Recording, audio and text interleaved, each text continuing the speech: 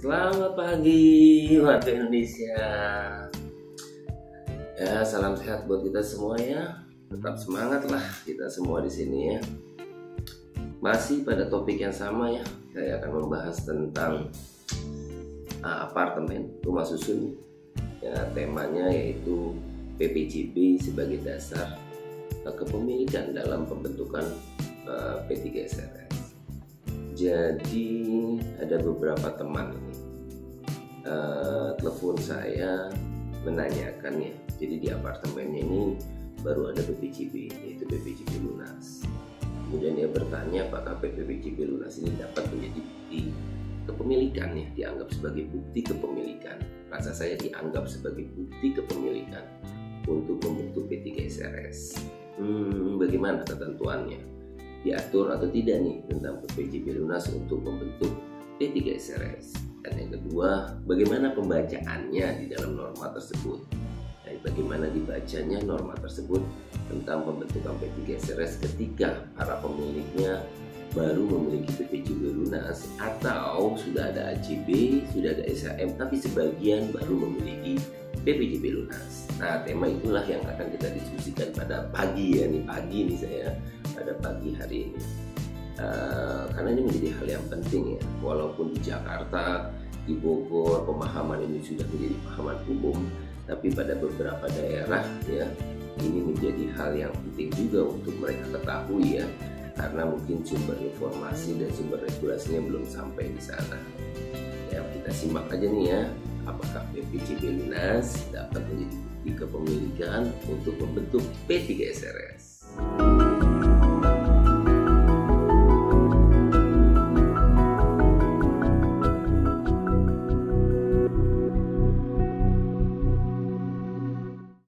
Terdapat dua substansi penting nih yang harus kita pahami bersama. Yang pertama itu apakah PPJB lunas dapat dijadikan dasar ya untuk pembentukan P3SRS? Jawabannya nih, tolong digarisbawahi, saya nyatakan secara tegas, dapat ya. Jadi secara normatif nih ya, diatur di pasal 78 Peraturan Pemerintah Nomor 13 2021 tentang rumah susun, jelas dicantumkan di sana.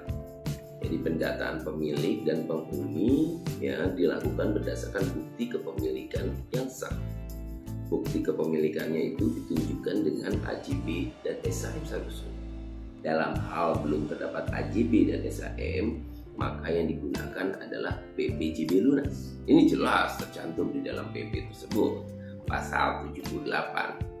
Kemudian ketentuan ini dipertegas kembali, yaitu di dalam Permen 14 di pasal 7, jelas di pasal 7 dengan rumusan yang sama di dalam PP, membentuknya adalah penegasan kembali. Dan di situ ya dicantumkan bahwa PPJB lunas dapat dijadikan pendataan pemilik dan penghuni dalam pembentukan P3SRS dalam tahap pendataan. Jadi ada tahap sosialisasi, pendataan, pembentukan PAMUS. Ini persiapan. Nah, dalam proses pendataan tersebut, PPJB lunas dapat dijadikan bukti kepemilikan dalam membentuk P3SRS. Artinya kalau sudah ada PPJB lunas, bentuk P3SRS. Kalau kita tarik secara historis, sebenarnya permasalahan ini sebelum ada regulasinya, permasalahan ini pernah menjadi permasalahan yang cukup ya serius. Pada saat itu ya sebelum ada regulasi ini ya yang mengatur tentang PPJB lunas, pada saat itu terjadi pro dan kontra di masyarakat. Sebagian menganggap kalau sudah ada AJB dan SHM baru dapat membentuk P3SRS. Sebagian lagi menganggap kalau sudah ada PPJB lunas mulai membentuk P3SRS. Ini berkaitan dengan pasal 74 di dalam Undang-Undang Nomor 20 2011. Kenapa pasal 74 merumuskan pemilik wajib membentuk P3SRS? Frasanya pemilik. Kemudian timbul pertanyaan, siapa yang disebut dengan pemilik? Apakah orang yang memiliki SHM atau AJB atau orang yang sudah memiliki PPJB lunas? Ya. Bagi orang yang menganggap AJB dan SHM, ya kan, maka orang dinyatakan sebagai pemilik setelah ada dua bukti tersebut. Nah, setelah ada dua bukti tersebut, maka dia baru dapat membentuk P3SRS. Tapi bagi seseorang yang baru memiliki PPJB, dia menilai saya sudah membayar IPL. Kalau kita analogikan dengan aturan pengelolaan, ya di dalam aturan pengelolaan dicantumkan, ya kan, pada masa transisi biaya pengelolaan itu ditanggung oleh pelaku pembangunan dan pemilik. Nah, dia sudah bayar IPL, maka dia menganggap bahwa dirinya telah sebagai pemilik walaupun baru mempunyai PPJB lunas. Ya, karena dia sudah membayar IPL, dan yang membayar IPL itu bukan penghuni tapi pemilik kalau pada masa transisi. Maka dia menganggap dirinya sebagai pemilik, maka PPJB lunas dapat dijadikan bukti kepemilikan untuk membentuk P3SRS. Nah, pro dan kontra ini terus meruncing, ya. Terjadi permasalahan yang cukup serius pada saat tersebut, akhirnya mengerucut ke perkara Mahkamah Konstitusi. Jadi perkara ini masuk ke MK, walaupun pada saat itu di MK bukan pokok perkaranya tentang ini saja, tapi di dalam pertimbangan MK menjadikan PPJB lunas ini menjadi bahan pertimbangan, walaupun tidak dinyatakan dalam perkara MK frasanya adalah PPJB lunas, yaitu dalam perkara nomor 85. Dalam perkara nomor 85 dinyatakan di sana bahwa apabila seseorang telah membayar secara lunas, dilakukan di depan pejabat, terlebih-lebih unit sudah diserahkan kepada dirinya, maka orang itu dapat dikatakan sebagai pemilik, dan unit satuan rumah susunnya harus diserahkan kepada dia. Harus diserahkan kepada dia karena yang dinyatakan AJB dan SHM itu bukan sebagai syarat sah jual beli. Maka walaupun belum ada AJB, belum ada SHM, orang itu dianggap pemilik, dan unit dan penyerahan unit tidak boleh dihalang-halangi, dan penyerahan unit harus diserahkan kepada dia. Nah, berdasarkan konstruksi tersebut, maka kalau ada orang yang sudah membayar secara lunas dan orang itu sudah menempati rumah susun tersebut, maka orang tersebut dapat dikatakan sebagai pemilik. Maka ia dapat membentuk P3SRS. Itu putusan MK. Nah, putusan MK inilah yang kemudian dijadikan dasar praktek pada saat itu. Sebelum adanya PP 13, sebelum adanya Permen 14, dijadikan dasar praktek yang tumbuh dalam pembentukan P3SRS di setiap apartemen. Nah, ketika terbit Permen 23 tentang P3SRS, ya, tidak diadop putusan MK ini, kemudian tidak dirumuskan dalam Permen 23, dalam Permen 23, tapi tetap dijadikan dasar atau sumber hukum dalam pembentukan P3SRS. Walaupun Permen 23 tidak mencantumkan PPJB lunas sebagai bukti kepemilikan dalam pembentukan P3SRS. Berbeda dengan Pergub 132 di pasal 23. Pergub 132 yang mengatur tentang pembentukan P3SRS khusus di DKI Jakarta, dia mengadop putusan MK. Ya, putusan MK yang dicantumkan di pasal 23, dicantumkan di sana PPJB lunas dapat dijadikan dasar pembentukan P3SRS. Nah, harus kita ingat pada tahun 2018 ini keluar dua regulasi, yaitu Permen 23, yang satu adalah Pergub 132. Ya, dalam Pergub tersebut ya diatur secara normatif di pasal 23-nya itu tentang pembentukan P3SRS dengan PPJB. Sedangkan di Permen 23 tidak. Kenapa Permen 23 tidak? Karena dia menganggap sudah ada putusan MK. Jadi berdasarkan putusan MK itulah yang kemudian ditafsirkan sehari-hari dalam pembentukan P3SRS. PPJB lunas dapat dijadikan bukti kepemilikan untuk pembentukan P3SRS. Itu jawabannya. Jadi clear dan jelas bahwa PPJB lunas dapat dijadikan dasar pembentukan P3SRS. Pertanyaan yang kedua, bagaimana ketika dalam satu apartemen sudah ada AJB, sudah ada SHM, sudah ada PPJB? Ya, terbalik, di dalam apartemen ada PPJB lunas, ya biar enak urutannya. Yang kedua sudah ada AJB, ya, sudah juga ada SHM sarusun. Apakah kemudian PPJB ini tidak dapat dijadikan dasar bukti kepemilikan? Artinya supaya lebih clear, lebih jelas, dalam satu apartemen sebagian pemiliknya baru PPJB lunas, sebagian pemiliknya sudah AJB, sebagian pemiliknya udah SHM. Apakah kemudian PPJB lunas ini tetap digunakan sebagai dasar kepemilikan?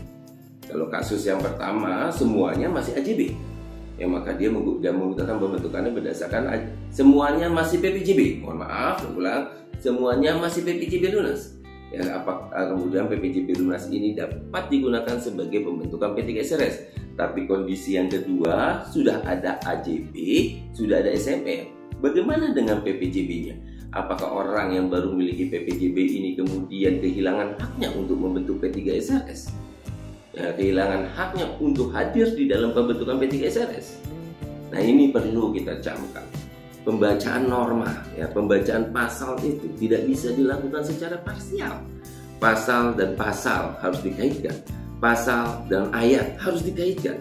Ayat dan ayat harus dikaitkan. Dalam ilmu hukum ada cara penafsiran. Penafsiran bukan seenak perutnya untuk kepentingan sesaat atau kepentingan tertentu. Tidak seperti itu. Yang pembacaan norma itu ada ilmunya. Ya, ada ilmu penafsiran. Ada ilmu penafsiran secara interpretasi, bisa juga secara argumentasi. Ada dua cara bernafsir yang dikenalkan dalam ilmu hukum. Nah, khusus dalam pembacaan ini bagaimana? Pertama kita baca dulu putusan MK. Putusan MK tersebut mengacu kepada orang, person, ya, dalam hal seseorang sudah melakukan pembayaran secara lunas, ya, dilakukan di depan pejabat. Yang kedua, yang ketiga, dia sudah menempati rumah susun, maka orang tersebut dianggap sebagai pemilik. Maka person yang dilihat, ya, artinya setelah walaupun sudah ada AJB, walaupun sudah ada SHM, orang-orang ini person, orang yang memiliki AJB secara lunas tetap dia dapat membentuk P3S dan hadir bersama-sama dengan orang yang memiliki AJB dan SHM. Jadi pembacanya bukan karena eksistensi keberadaan. Kalau sudah ada AJB, maka SHM dihilangkan. Tidak.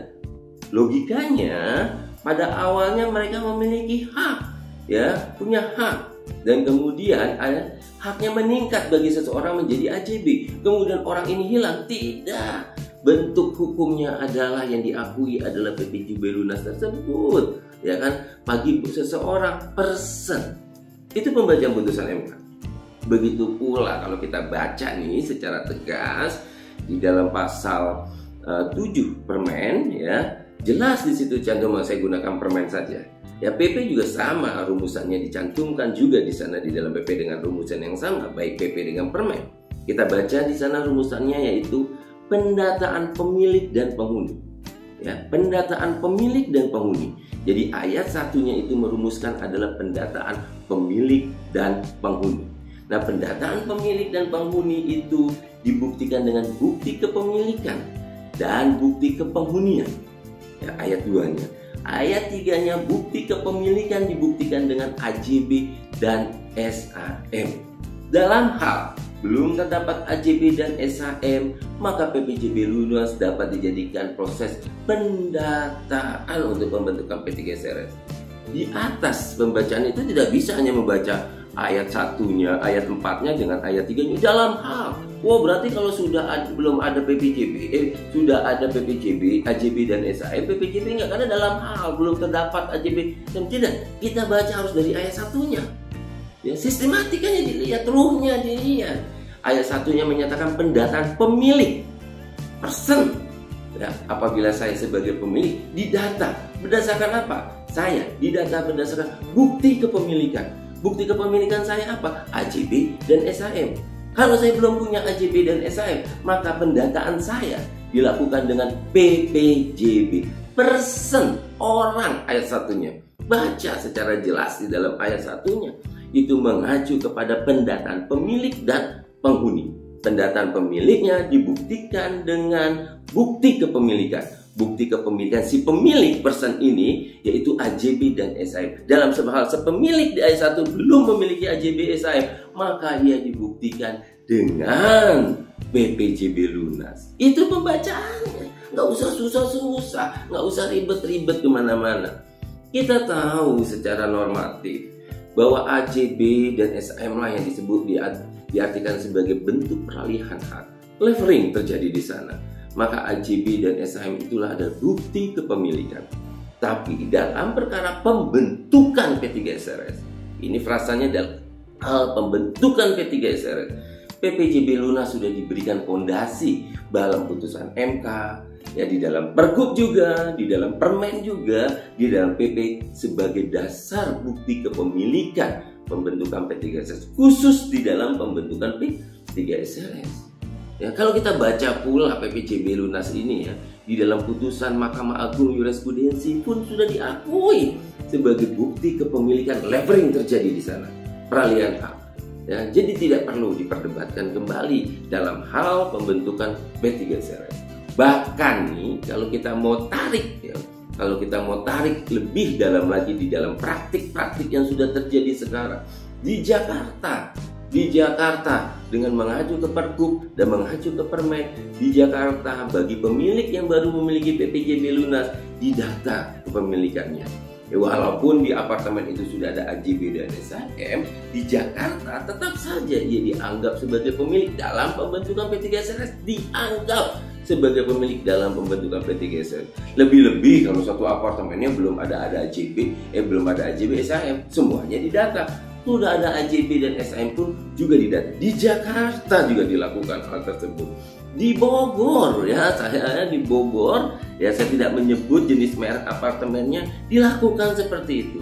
Yang AJB yang SHM didata ya kan, yang PPJB lunas juga didata, dan mereka pun bisa hadir dalam pembentukan P3SRS. Di Bogor, di Bandung ya juga sama seperti itu ya. Dalam prakteknya saya sering menghadiri beberapa pembentukan P3SRS ya, saya sama seperti itu ya, dianggap sebagai bukti kepemilikan untuk pembentukan P3SRS. Maka jelas dan clear bagi saya, PPJB lunas ada yang anggap sebagai bukti kepemilikan dalam pembentukan P3SRS. Dalam satu apartemen yang belum memiliki AJB SHM, ia diakui. Dalam satu apartemen yang sudah ada AJB dan SHM, orang yang baru memiliki PPJB lunas juga diakui. Pembacaannya seperti itu. Ayat satunya harus dilihat, karena ruhnya ada di ayat 1 yang kemudian dijelaskan dalam ayat 2, kemudian dijelaskan di ayat 3, dan kemudian dijelaskan di ayat 4. Baca Permen 14 2021 di pasal 7-nya. Itu saja dari saya nggak berpanjang-panjang. 2 poin itu saja yang ingin saya sampaikan, yaitu tentang PPJB lunas. Ya, nanti kita kaji lagi topik-topik yang lain, dan sesuai janji saya kepada kawan-kawan semua, sahabat-sahabat saya semua ya, saya akan jelaskan tahapan pembentukan P3SRS dari A sampai Z ya, biar kita mudah di dalam memahaminya ya, biar kita teredukasi. Jadi saya teredukasi, kawan-kawan saya teredukasi, akhirnya ya kan ada perbuatan-perbuatan dalam tanda petik menyimpang ini ya, dalam hal ini menyimpang ya kan, dan dilakukan oleh pihak tertentu atau oknum tertentu, karena masyarakat sudah teredukasi ya kan, itu bisa dihindarkan ya. Kebersamaan ya dalam apartemen, dalam rumah susun bukan hanya benda bersama, tanah bersama, bagian bersama. Kebersamaan pun dalam hal apa? Rasa, jiwa juga tetap harus bersama-sama. Dalam satu bangunan kita hidup bersama. Itu saja dari saya, terima kasih ya, sampai ketemu pada konten-konten berikutnya, dan saya ucapkan salam sehat kembali, tetap jaga protokol kesehatan ya, dan jangan lupa tetap ya minum air putih.